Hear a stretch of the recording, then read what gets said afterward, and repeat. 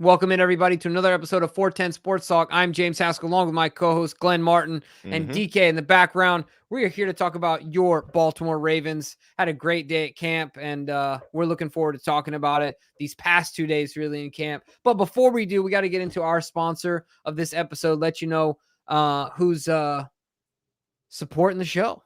Yeah, sponsoring this episode is BetOnline, who is the #1 most trusted betting platform and your #1 source for everything online sports betting. Right now, you can receive a 50% free bet of up to $250 on your first deposit to bet on anything from the Olympics to baseball to Formula One racing. BetOnline has every stat, every matchup, and even live odds and spreads while the games are being played. When the games are over, head on over to the online casino, get in and hand a blackjack, some poker, unwinding over the 150 slot games. Head to the website today to get in on the action using promo code BLEAV, BLEAV, for 50% of your free bet credit on your first deposit up to $250. Bet online, the game starts here. Let's go. I tell you what, Glenn, it was an action-packed day. I'm excited to talk about it. Really, I know we want to talk about the past 2 days. I'm curious to know where you want to start this conversation, because we can start with yesterday. We can start with some of the things we saw today. What's your take, my man? Yeah, I'm going to save a little bit of what we saw today. We got a lot to talk about today. Some good, some bad.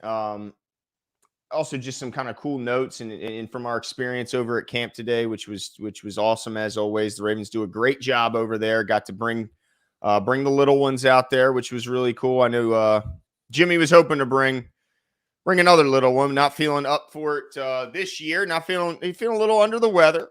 But next year, Jimbo, Henry's going to be out there enjoying it. But yeah, let's. I appreciate the picture there. There we are. There's the crew.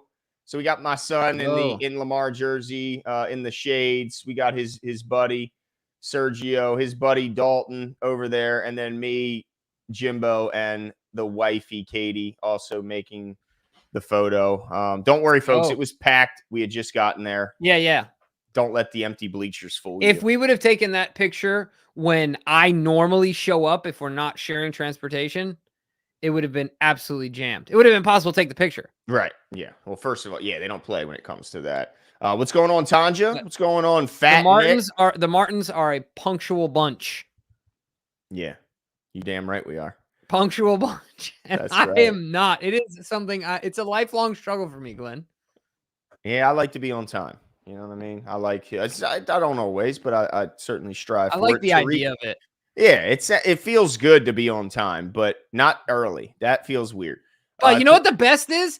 When you're stressing to get there on time, the adrenaline's pumping, and you make it in the nick of time. Dude, you catch that light. Yeah. Oh. And you get in right on time, and you're like, yes. I told you. And then you act like you were never worried to the people in the car. And you're like, I can do this again tomorrow. I told you.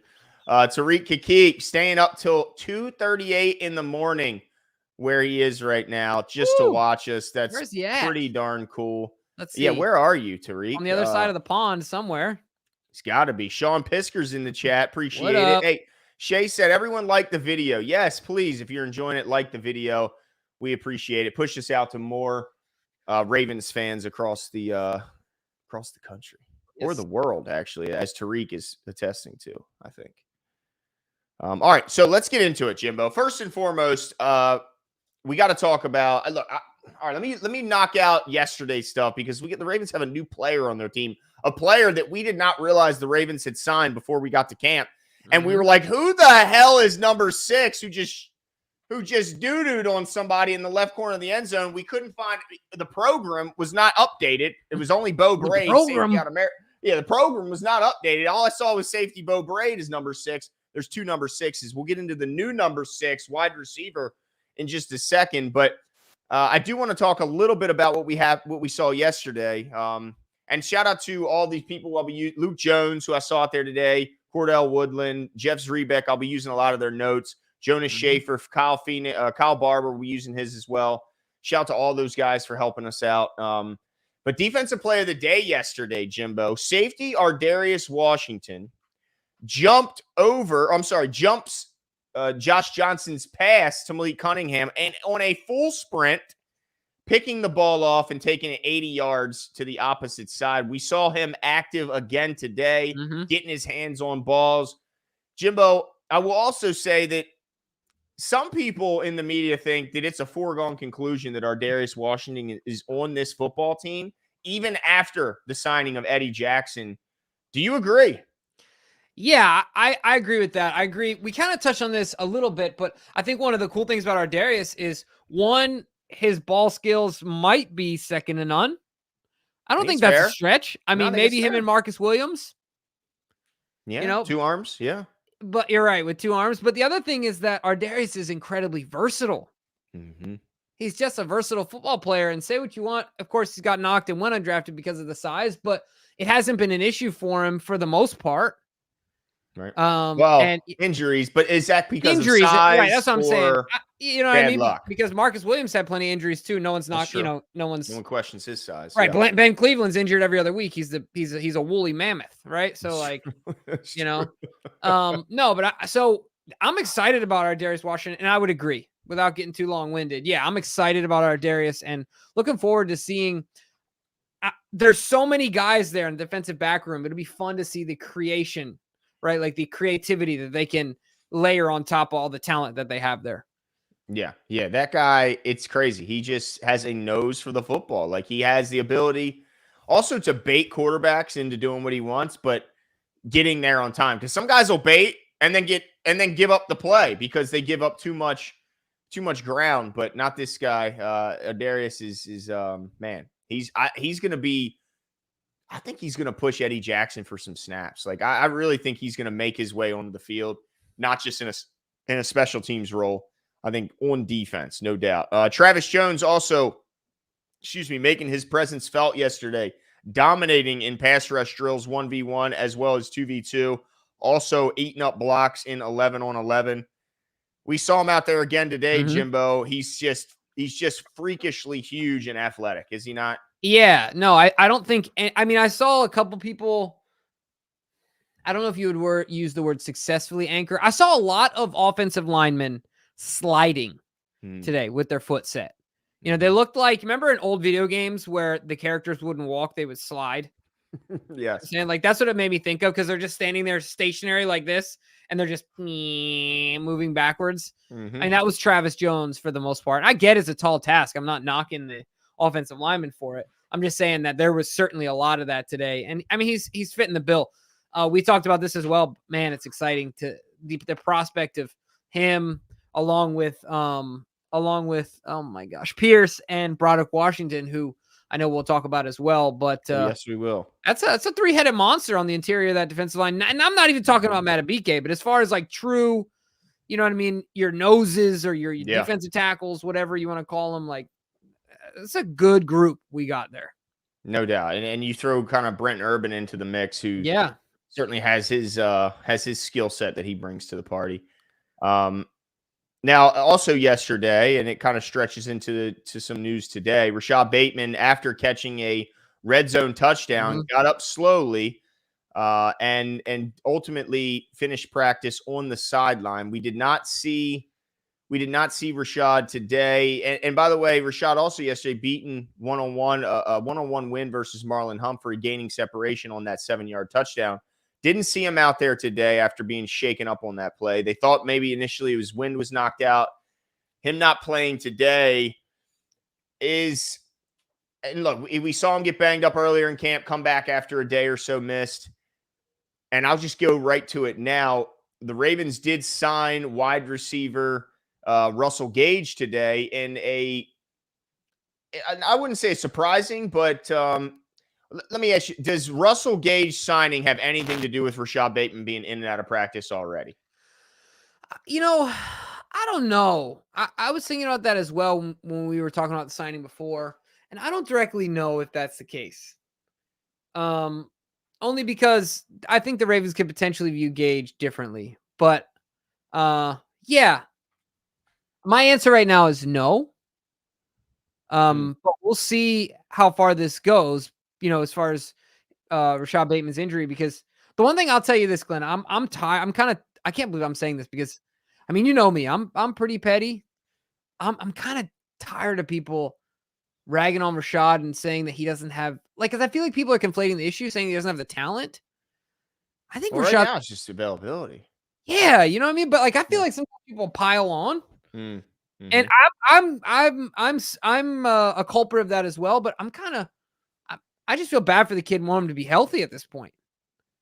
I want him to get a shot, But do you you know? think I looked at this as, all right, they signed Russell Gage after we've seen Bateman Mhm. in and out of practice. And like they gotta go. Like, what do you think the rate if you gave them all a true serum and you sat down John, you sat down Todd Monken and you said, all right, how many games can you expect out of Rashad Bateman this year? What do you think their answer would be? Half? So in that regard, I look at this signing as insurance policy for That's when, fair. not if, but when Rashad Bateman misses games. And look, he's a guy coming off an ACL injury, Russell Gage is, but outside of that, the guy has been incredibly healthy and reliable throughout his career. Played 15 games in 18, 16 Mhm. in 19, 16 in 2020, played in 14 in 21, and then 13 before the injury in 22. And he's also a guy who's been a red zone guy, like threat. You know, in his last 3 years, he had 4, 4, and 5 touchdowns, despite having his season cut short last year. I got to think he's at least here in part because of the That's fair. uncertainty around Rashad. That's fair, and yeah, and he showed some, like you said, he showed some reliability. Am I mistaking him with someone else? But Brady really liked to throw this guy the football, didn't he? Yeah, Brady would throw Okay. this guy makes tough catches, Yeah. Okay. contested I wanna catches make sure I'm for remembering sure. the right guy. Yep. Oh, that's him. Yeah. Okay. Yeah. That's fair. No. I think that's a fair point that you make. I just wonder how much about the injury they know that we don't know yet. Yeah. And even like you said, the long-term possibility, like what is the chances of this thing actually working? So that's fair. Yeah. And I look, I like anytime you're bringing more talent into the room, I'm all for it. Yeah, definitely. Yeah. So it's pretty cool. I mean, look, there's no question they're going to keep adding. Marlon said it like last week. They know they're going to keep adding. That's what they do. I expect some offensive linemen. It looks like there's some whispers of maybe an offensive lineman joining the crew here in the coming days. Let's wait and take a look. But also offensive play of the day yesterday, Jimbo. Red zone 11 on 11s. And man, it's a shame because it was another Rashad Bateman play before the injury where in the corner of the end zone, he outleaps Jalen Armour-Davis and Ardarius Washington to come down with the touchdown in double coverage, erupting the sideline with roars. It's just, man, it's a shame this guy can't stay healthy because that's the two plays I read are him scoring on two pretty good sets of defenders. Yeah. Yeah, no, for sure. It's and that's what I'm saying. It's just kind of a bummer for the team for him at this point. Yeah. Yep. What can you do? What can you What do? But let's get into today. All Jimbo. right, cool. I want to go right to what you were talking about real quick, wide receivers. We got a ton to talk about, Please no do. chronological order, but I got to say this. I guess I could look it up. If anybody was Nelly, I felt like last year was a pretty trusted target for Lamar. And even in the red zone, I Hell felt yeah. like he was a pretty trusted target. I think that relationship has magnified exponentially today in the, in the 7-on-7s and the red zone drills and things like that. We saw a lot of Nelson Agholor, who has really matured, I think, as a player, as a person. I think people are talking about him as He's a a great leader, teammate. man. Yeah, leader, great teammate, a teacher. And so I'm excited about him once again. I think the Ravens got a steal for what they're paying him. Mm-hmm. I mean, he's obviously an uber talented guy, being a former first-round pick, and he's finally in a situation where he can just flourish, be himself, and I think it's working out. So huge signing for the Ravens that they retained him, like re-signing, and then big for Lamar as well. I just like that duo. It's exciting, man. Yeah, he's you're not wrong. 7-on-7, 11-on-11. Tell me if I'm wrong here, Jimbo. It was a lot of Mark Andrews. It was Nelson Agholor, and it was Zay Flowers. Like those are his guys that he's throwing the ball to. In almost every scenario, it was those guys. Now we did see one go to our guy Dayton Wade, who, by the way, shout out to Dayton Wade making play. I mean, again, making plays out there today. Him and Ronnie Stanley spent the most time that I saw. And who else? Let me give credit where it's due. But Ronnie Stanley spent a ton of time with the kids, taking pictures, signing autographs. Dayton Wade did the same thing. He might have spent the most time. Dayton was out there for a ton. But also Keaton Mitchell out there in street clothes signing autographs for the kids. So he didn't participate in practice, but he was out there. That's awesome. Also, a ton out there. CJ Ravenel, who made some plays today. We saw him in one-on-ones tossing some linemen. So I got to give that guy, Joe Evans, linebacker, did a ton of signing, as well as Josh Jones, the guard tackle. So I just wanted to give those guys a little bit of credit. But yeah, as far as wide receivers getting targets from Lamar Jackson, it was Zay Flowers and it was Nelson Aguilar, and then everyone else got like a smattering, one or two. Yeah, we did see a little bit of Malik Cunningham as well. Yeah. He dropped a really big one though. Who hit it? Hit him, really nice play, huh? Who hit it out of his hand? Somebody came 45. Flying in. That's right. Who was that? Dude? Matthew.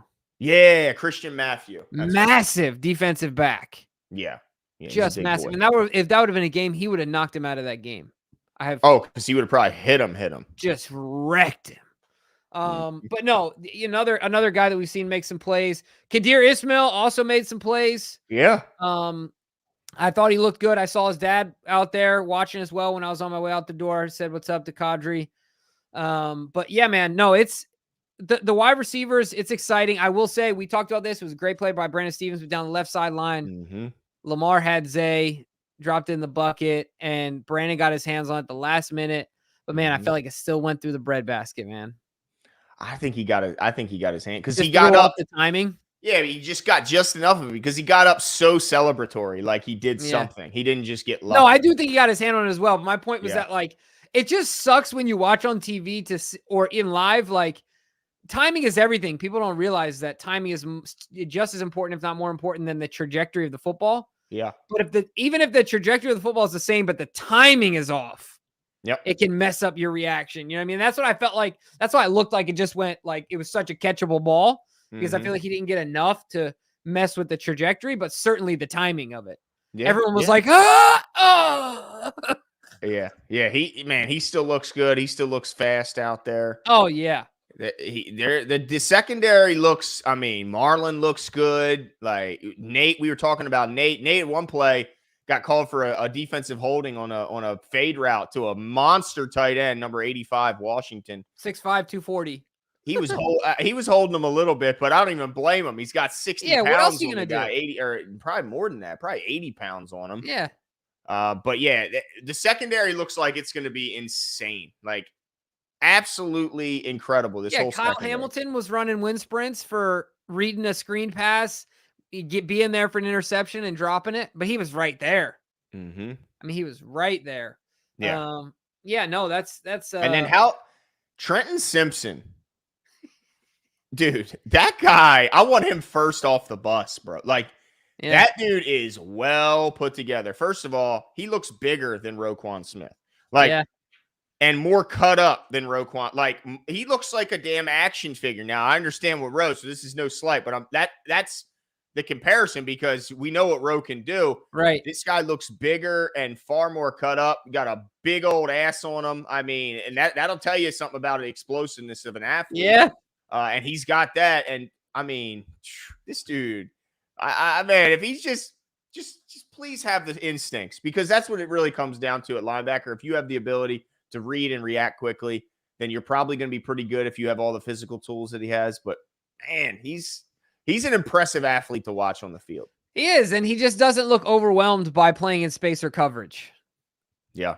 I think that's a huge deal. Now, as long as that can be the case throughout the entirety of the season, along with physicality and willingness to tackle, I think we're all right. Like, not saying that that's not a lot of stuff, but we don't need him to be anything more than that.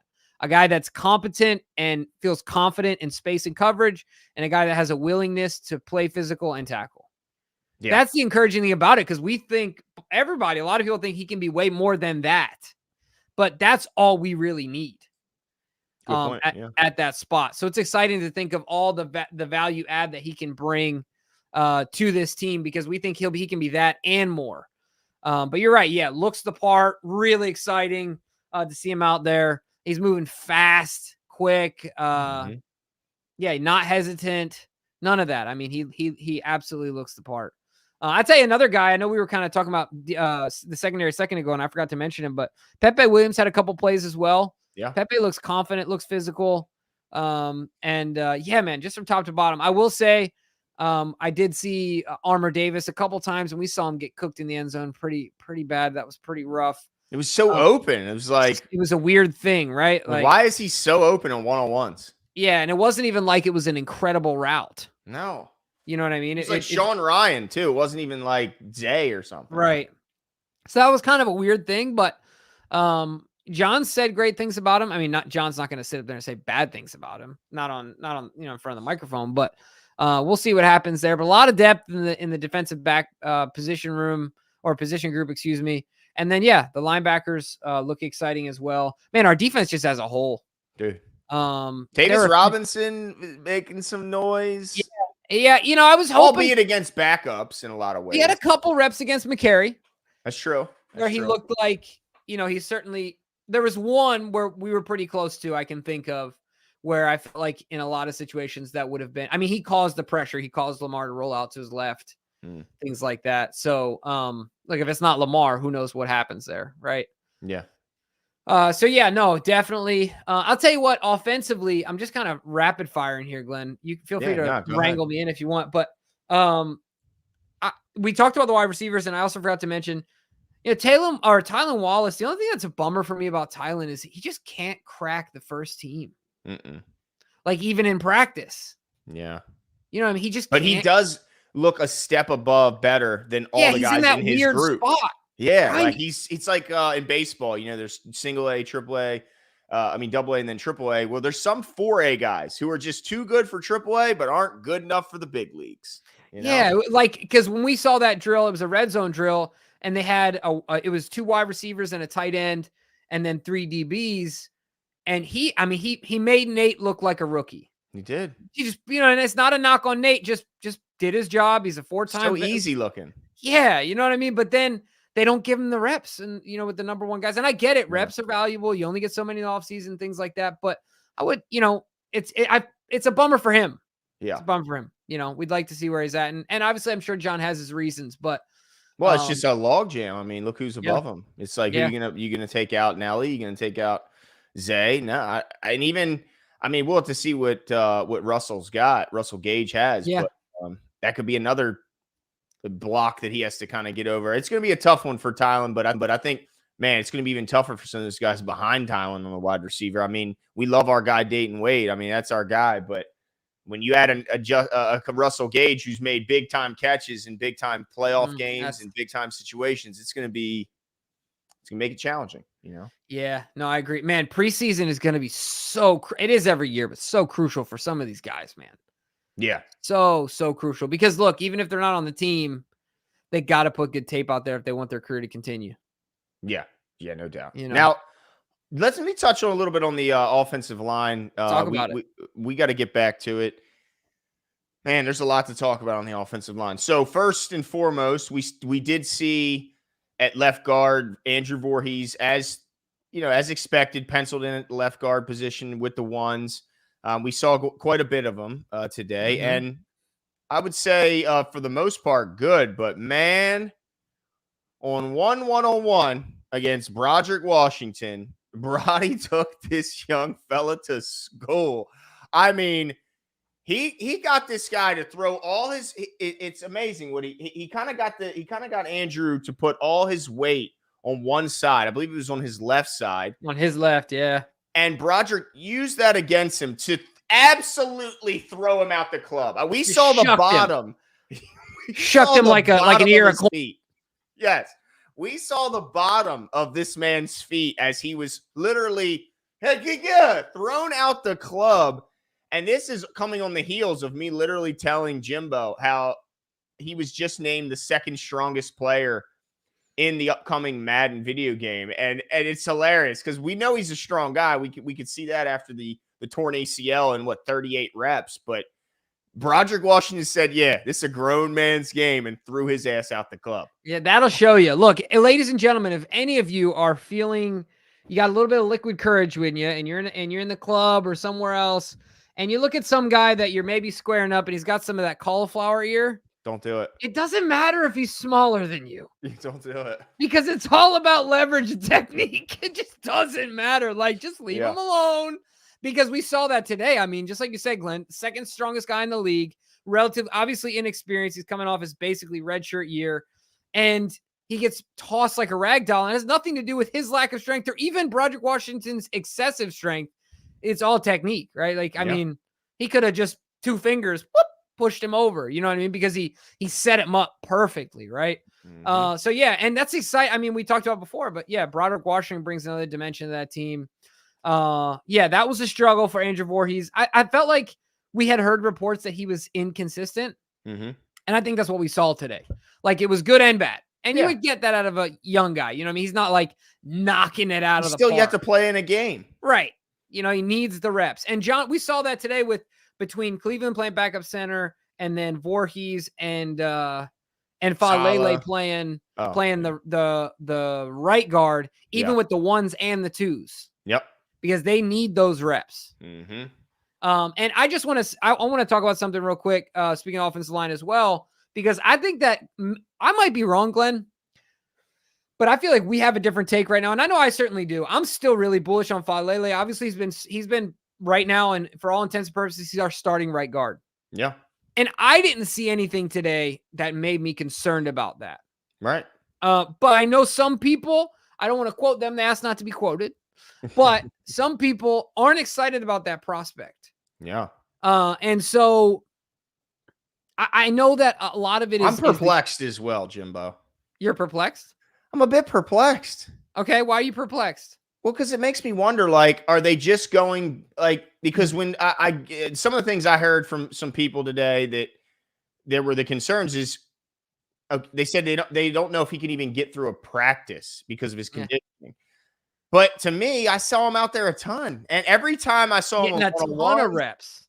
Yeah, a ton of reps, and every time I saw him in 1-on-1s or 2-on-2s, people were just getting stuck in his belly button. And you even mentioned it, Jimmo. It looked pointless. Like, remember, like, when they're trying to get by him, the feeling I got is just, what are you doing? There was one guy that, like, made a move and, like, sidestepped, and he was still in front of him, even though he sidestepped, and then he was kind of like, okay, well, what do I do now? Like, I just did my move. It's like when you see a guard do a bunch of dribbling, and he goes absolutely nowhere with all his dribbling. That's what it was, dealing in front of Faalele. Like, you can do all this shit you want, right? But are you getting past me? And the answer was no. In fact, no one, like Jimmy said, there was guys getting where they would try and anchor, and they would just being pushed back like they were staying on a conveyor belt, slowly moving backwards.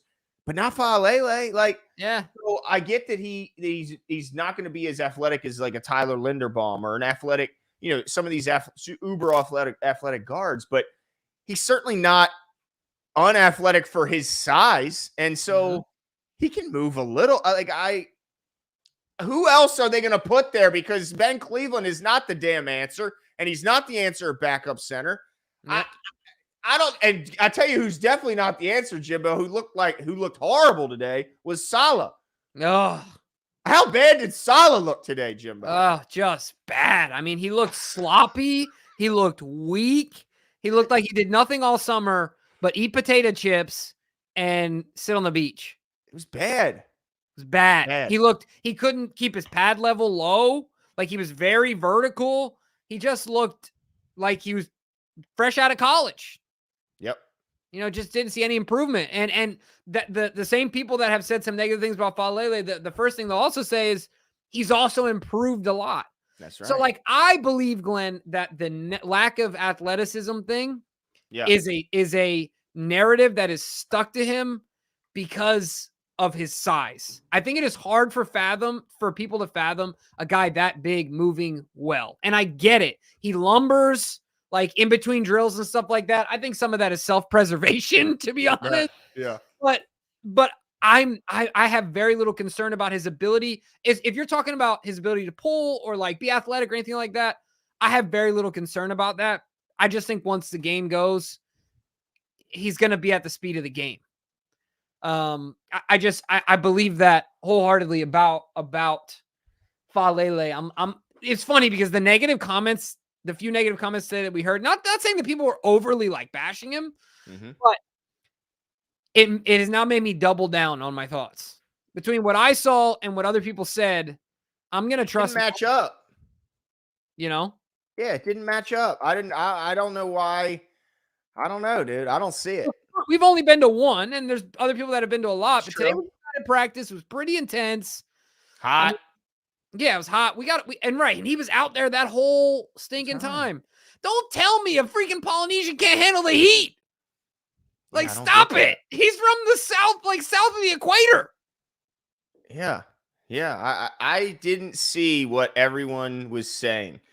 Glenn don't like, I don't like Glenn using, what word did I use that was a big word? Perplexed. Oh. I think was the word. Okay. Did I even, I don't even remember using that word, but I could see that. Okay. But Glenn, I My think bad, that we are officially Team Faalele. We need to get Faalele on the show, dude. We are officially Team Faalele. And look, I don't even want to see, I saw Ben Cleveland playing center. My question is, what happened to Nick Samac? Because I mean, I don't want Ben Cleveland. Can you imagine the nerves of Ben Cleveland? First of all, he's snapping. And you're depending on him to like use what's like this. They didn't even have him in the concussion helmet. He was one of the few guys that they didn't even bother. They were like, just give him the regular helmet. He's like, Coach, I got a built-in padding. Like, look at this noggin, dude. I got a battering ram. Dude, his head is on par with, remember what's his name? Bullware? Oh, Peter Bullware? Dude, remember the forehead on that dude? Oh, dude. He could run through a brick wall. My gosh, he needed no helmet. Yeah, no helmet. No, the guy everybody's asking about, what was his name? Connor Williams did visit with the Ravens yesterday, also visited with the Seahawks. He ultimately signed with the Seahawks. So it's pretty clear the Ravens are at least kicking the tires on adding to the offensive line. No surprise there. If they feel the way that some of the people we talked to at practice today it said they feel, then there's still a lot of uncertainty around the right guard. Didn't feel that uncertainty surrounding the left guard position. It still looks like the team and everyone's feeling pretty strong about Voorhees. Now at right tackle, we saw Roger take over, at right tackle. And was it 50-50? Yeah, I guess that we saw a lot of McCary. Yeah, we saw a lot of McCary. I just can't remember. Like, I felt like there was an overlap between McCary and Rosengarten, and it wasn't just ones and twos. That might be. That might. But I do know we saw a lot of each. And Roger, to me, still looks like he's got to put on a lot more muscle. But he's clearly the athlete that you would expect to see when you watch him out there. And still to this point, McCary battles his ass off, but Tavius Robinson was walking him back to the the lack of length for McCary just is a struggle for him. And took us. He's got no took us. Right. No, but it's so true. Like, it's funny. It's true. Like, you look at him and he's like, when kids, you build a Lego block house and they want to make it as tall as they can. So they make the foundation really narrow. And then somehow the top ends up being like, you know what I'm saying? So like, that's how McCary's built. Yes. He's like the mega blocks on top, and then he's got the tiny little Lego blocks. He's like his bottom half, and you're like, why? He's an upside down triangle. Yeah, exactly. Poor McCary. But I just think that, the lack, I mean, people, once he gets overwhelmed and he can't stave people off with the longer arms that the other guys have, it gets tricky for him. Is it a hydration issue? They said it's a hydration issue for my hiccups. Is that what it is? Do you have hiccups right now? Every now and then it's because I ate dinner right before we started. I had a late dinner, and I think that's what it is. I'll work on it though. John N, appreciate dropping the like, even though he's not even a Ravens fan. Appreciate you dropping in and man, shout out and supporting in any way. Victoria's back. Appreciate her now becoming a mainstay in the chat well as Don C. And of course, Tanja, Lisa Ann, all the regulars that are out. Appreciate you guys. You want to know my hydration plan, by the way? What's yours? I told Katie when we were walking past the hydration station today, there was a long line. And I was like, I'm not standing in that line. When I get thirsty, this is a quote, but I just lick my lips, baby. Oh, my God. Let's go. This guy. Let's go. Just lick your lips and keep going. Was this LL Cool J? No, that's David Goggins. You thirsty? Okay. Just lick your motherfucking lips. Damn. That dude's a maniac, dude. That dude is insane. So when I'm feeling like a wuss running in 90-degree weather and I'm hot, I'm like, dude, I just gotta lick my lips. That's it. That's all it Tough is, as dude. nails. Lisa Ann asks about Pat Ricard. Well, it's still shocking as ever to see that man run into a football field. Like, again today, we're like, because we were just talking about like guys like that have kind of goofier builds, right? But like he's just rare in that like top to bottom, he's just a tree trunk, dude. He's just put together, bro. He's as if a barrel was on. You know what I'm saying? He's just a barrel, dude. He's everything about him. He's not big. He's not small. Like, there's not like, oh, he's a top heavy guy, skinny leg. No. That guy is he's a polar bear. He's an absolute polar bear. And his athleticism, he is one of the most athletic guys in the league. I don't care what anyone says. No one else is 305, 310, can run like that, can block anyone on the field. He's then catch a one-handy. Freak show. Asmodeus, our newest member. Shout out to you guys check out our membership, our membership options, by the way. DK and Brad put out their first episode. DK puts a lot of our pre-recordings up there, our like prep show stuff up there, so you get behind the scenes look. We'll be doing some other stuff as well. So let's go, dude. Yeah, appreciate that, man. Shout out. Memberships flowing in. We also got to talk about, I want to talk about some Penn State guys. We talked about him. One. Yes, please do. What's his name? Adisa Isaac back at practice off the another massive human. A little too massive, if you know what I mean today. I could tell he was nursing a hamstring injury for the last couple weeks. Yeah. No, you're right. But he looked a little thick. He did, yeah. But I'm excited about what this kid can do. Yeah, I'm more excited about the prospect of this kid than I'm of Adafe Owe right now. Well, look, we missed Adafe. He wasn't out there today. Banged up. Are you surprised? A little bit. He's been healthy. I'm not going to put him that. I'm not labeling him that. By the way, Jimbo, quick side note. The Arizona Cardinals have debuted a cotton candy burrito. Did you see it on Twitter? Yes. I did too. Could you imagine what would happen to me if I ate that? No, dude, I would. You know what? What would happen? Dude. That could be, that could be bad news bears for Jimbo Slimbo. Whew. Can you imagine if you gave that to Camden, though? He would smash it. Just jumping off the walls. Just so sugar rush, dude. Like, no doubt. I think that my heart would just beat out of my chest. Yeah, I think so too. It would not be good. Let me see. Man, you know what it is? You know why we lost out on Connor Williams today, the guard who went to the Seahawks? His agent is Drew Rosenhaus. Enough said. Why is that? That dude he always goes for the most money. Always. Oh, well, that's for sure. I mean, and we're not. I thought you were insinuating maybe he had a bad relationship with the Ravens or something. No. It's just, we don't win bidding wars, right. And he typically likes to do bidding wars. There's no. Yeah, no, that's true. He just got somebody paid. Oh, what's his face, dude? They gave him. Oh, Tyreek Hill. Did you see that they restructured his contract? Yeah, gave him a raise. Well, did they give him a raise or did they guarantee more money?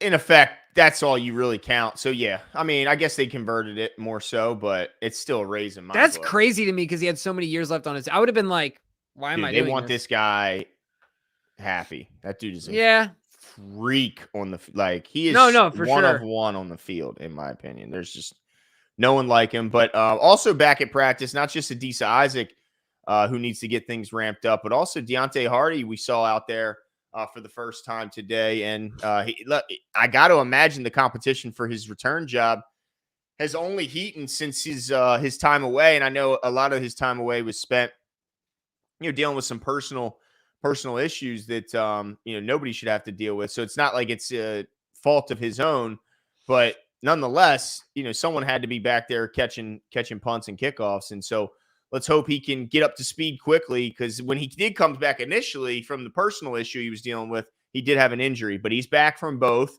But back out now, a new injury that popped up yesterday, which is it's disappointing. We talked about the depth in the secondary, and we're going to have it because Ravens cornerback Arthur Maulet is dealing with a knee issue that's not – I don't like this.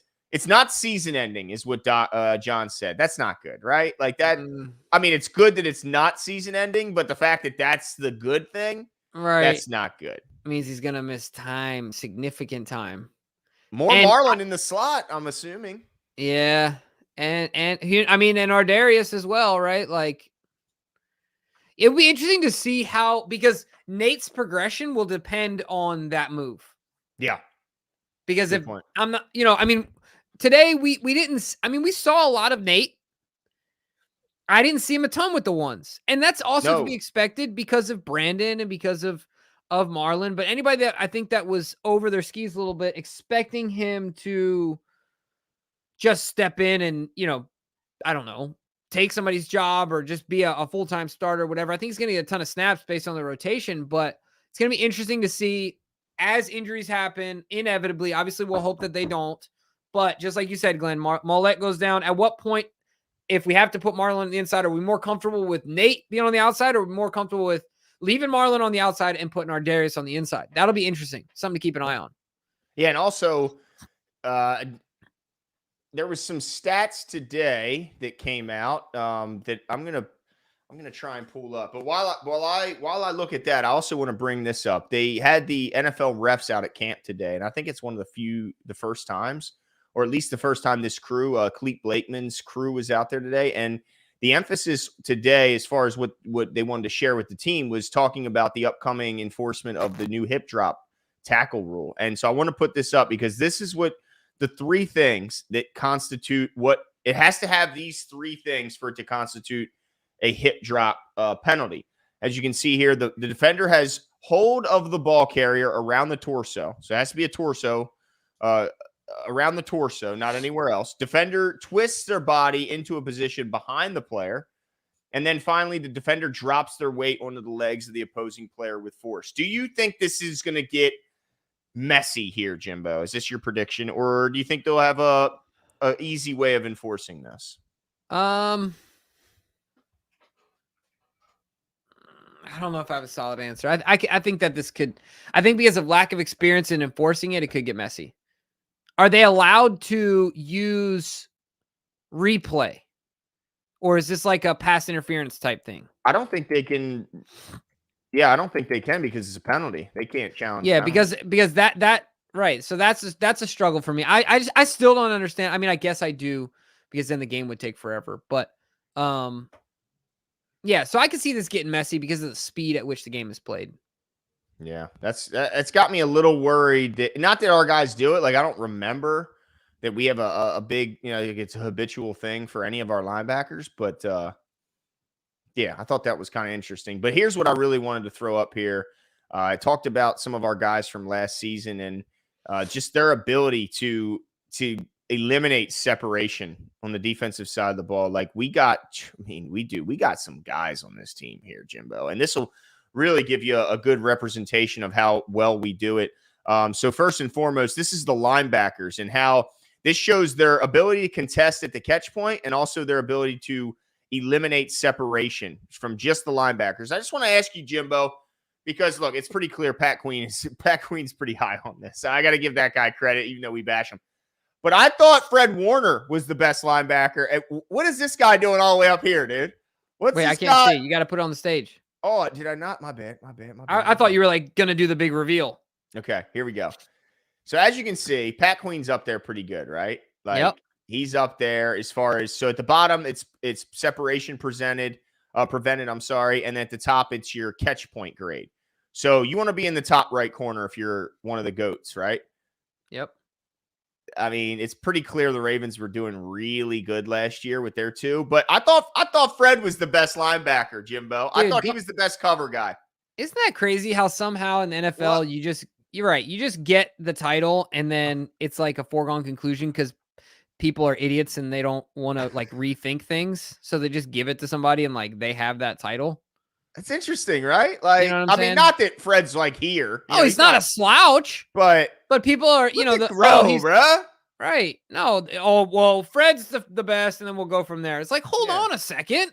Can we talk about it? Right. Can we just have a thoughtful discussion here? Because, yeah, I mean, I'm obviously biased. I think Roquan is the best middle linebacker in the NFL. I think he's the most well-rounded and the most impactful on his defense. But I think the thing that separates him from Fred, if I'm being honest, is what's between his two ears. Yeah, that helps. I think that Roquan is just born and bred to play football and loves it, and he's leader of men. Not just Roquan, but this was safeties. Wild. Do you see the top right corner again, guys? That one ain't even close. Kyle Hamilton, once again, as far as separation prevented, there's no one that close. And then catch point on top of it. The guy does both. Marcus Williams, is still in that top right quadrant, which is pretty damn special. And this is why you see the Ravens ranked as the top duo or at least one of the top three, no matter where you look as far as rankings. That's pretty damn special stuff. But I got to throw this up here because, every time there's a stat showing running backs, there's one guy last year that was so far and away. Look at this dude. When it showed there was a graph like this that showed like forced missed tackles. You couldn't even see Achane on the thing. That's how crazy. Far away he was from everyone. This guy. So this is saying when the play is blocked perfectly, how good is your running back? That dude is something, bro. Like for a rookie to do that. Yeah, that's wild. I'm surprised Gus didn't have his best season in that way last year. I feel like he was a short yardage guy. So you got to think a lot of he just had a 2-yard possible length of his, you know what I'm saying? Like, oh, right. Yeah, that's a good point. I think of a scenario though where everything is played perfectly and he still gets yards, but they're not a lot of yards, right? Right. It's not like he's going to break things wide open. So that's a good point. Yeah, exactly. So I think that's the only ones there. So I just had to throw those up because holy smokes, man. Like if you don't have corners, everybody knows you got to have corners that can cover. But if you don't have linebackers that can cover and safeties that can cover, you're going to be in a whole lot of trouble in this league. Yeah, and the only thing I want to say too is I saw it with my own eyes today, dispute it if you want, and his spikes might be a little taller, but Kyle Hamilton is taller than Isaiah Likely. That's the insane part about it. What is it? Say that again. Kyle Hamilton is taller than Isaiah Likely. He is a big dude. Like he's a safety. Yeah. Him and Ardarius Washington. Yeah, Ardarius Washington is closer to the typical safety. Now he's on the smaller end, but he's much closer to it. Yeah, you're right.